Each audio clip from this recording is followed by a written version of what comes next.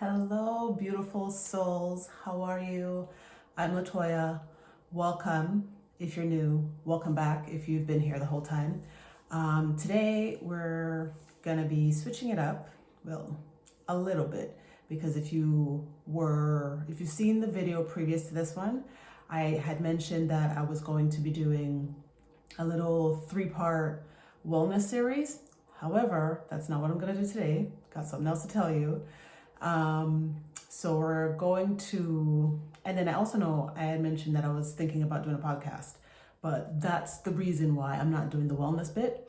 But let me just tell you what's going on. Okay.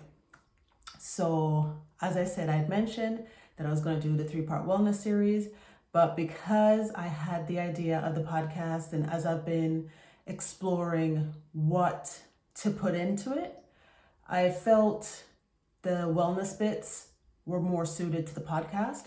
And I'm gonna sort of keep YouTube here just to talk about mostly my crochet. Obviously, I'm gonna be, touching a little bit on my oils and all that stuff, but more in-depthly, it's probably gonna be into the podcast. And I'm still working on that. I've got a good bit of notes. I think I have the first 2 episodes sort of planned out. I just have to write down my detailed notes and talking points just so I know what I'm saying. But we're going to be talking about today is, I showed you a shawl that I was working on. That's going to be my next release. And I told you that I'd gotten it from the tech editor and I was on to the testers. And one of the testers said something to me and it just kind of set off a little light bulb. And what she said was that as she's working through this shawl, she remembered that the first triangle shawl she made was very tricky. It was very difficult. The pattern was a little bit confusing and hard to read. And then it brought me back to my making of my first shawl, the first shawl that I made. And it wasn't a pleasant experience for me either. And I was like, because when I made this shawl, I really wasn't going to write the pattern, because triangle shawls, the patterns in general are tricky and can be a little confusing and wordy. And if you're a beginner, it just kind of throws you into a place where it's just like, you know what, this is not for me. I can't be bothered. It's too much. And that's what happened with me when I made my first shawl. I just bought this bit of yarn. It's called Shawl in a Ball. And I took it out. The yarn was hard to work with. The pattern was hard to follow. And it was just a terrible experience. I remember talking to my mom and I was like, Mom, the picture looks great and I really want to make it, but it's very hard. And I hated the entire experience of making that shawl. My mom has the shawl right now because she loved it. And since that one, I never made another triangle shawl until I had made one, but it was just like the granny stitch. So it's just like, that one was easy because it's a 1-row repeat where you keep doing the same thing over and over again. So that wasn't very hard, but it's just once you get into a triangle and it's like, it's starting to change because you're trying to make the shape and keep the stitches all in line and make sure that the shape doesn't go all wonky and all those things. So after the tester said that to me, I was like, I'm meant to write this pattern because a beginner out there somewhere needs this pattern. And for someone that, the tester, she's been crocheting for a while, and for her to say that she wishes that this pattern was like the first triangle shawl she made, it really solidified it for me. You know what? Yes, I know even for me, it was difficult to write because I'm even realizing that on my original sample, I missed a stitch, which then threw off the stitch counts.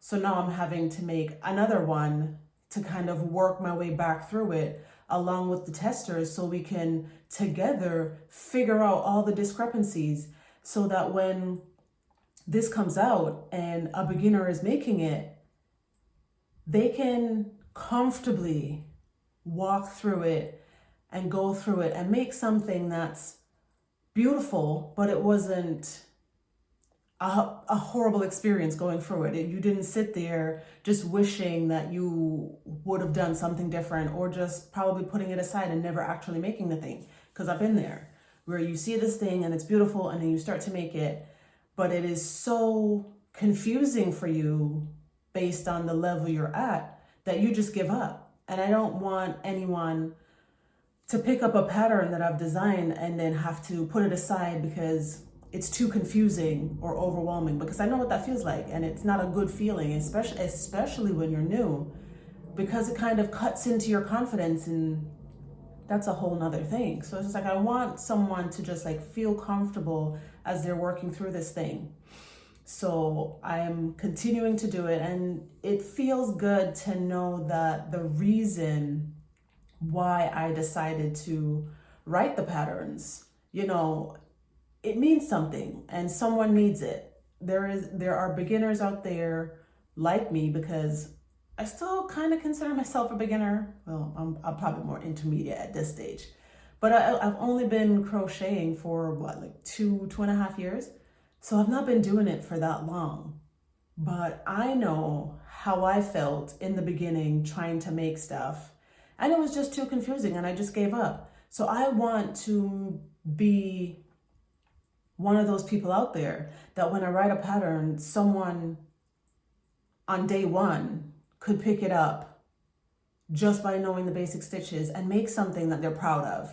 And it wasn't hard for them to figure out, oh, well, how do I do this? I want to make sure like all the instructions are in there and it's clear and it's easy to follow. And you just need to know one stitch. For this shawl, you need to know one stitch. That's it.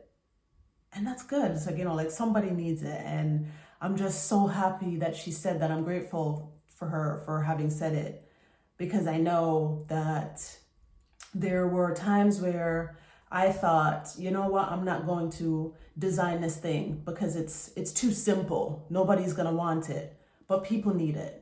People that are just starting out, crafting, trying to explore their creativity, they need something that's simple, that they don't necessarily have to put too much thought into, or, feel like you need a magnifying glass to go through the whole pattern and be like, wait, what's happening here?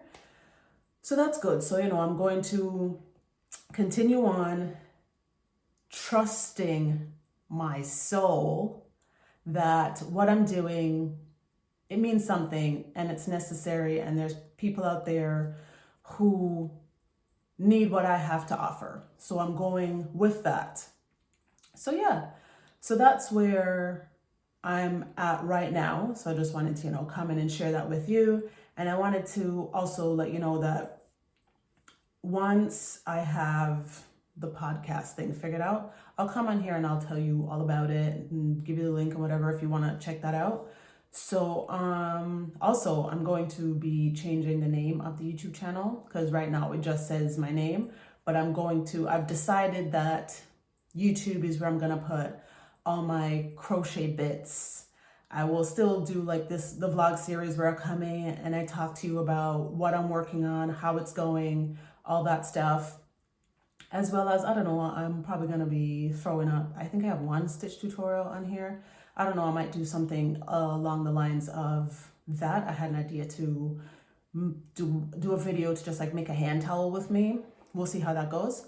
But yeah, I'm going to keep the channel to do all my crochet. So I'm going to change the channel name to Toya in Stitches, as is my crochet name. Like that's my crochet business name. It's Toya in Stitches.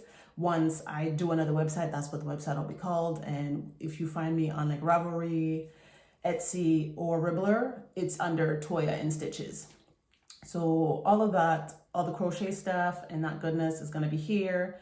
And then whatever is rummaging or running through my mind and all that stuff will be on the podcast. So how I'm going to split it is just like the podcast is just, my perspective on life and all we deal with on a day-to-day basis, be it, being a mom, being a business owner, all those kinds of things, like just like how we live, podcast and crochet goodness, YouTube.